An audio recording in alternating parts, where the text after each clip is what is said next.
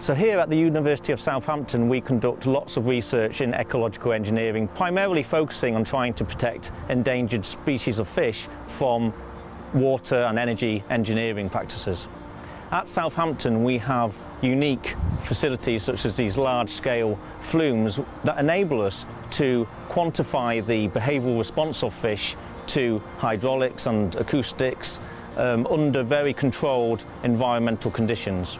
Currently I'm working on a number of Environment Agency funded projects which really look at fish passage issues. So we've got lots of low-head, small-scale barriers in our rivers which prevent fish from accessing certain habitats.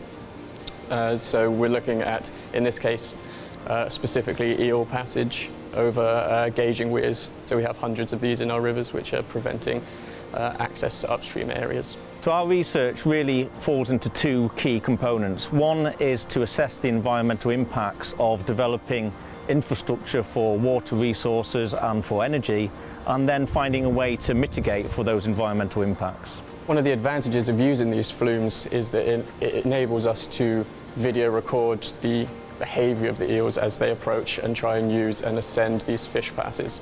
And that's the kind of information that's very difficult to obtain in the field. And that's one of the real advantages of using these flumes. You get that fine-scale behavioural data and information. And this should have a dramatic impact in opening up access to more river habitat for these eels. At the International Centre for Eco-Hydraulic Research we have 20 researchers working with industry and academia in various countries, including the United States, China and Brazil, and they're working on projects to try and assess the environmental impacts of hydropower, and with the view to developing mitigation technology to try and deter fish away from hazardous areas.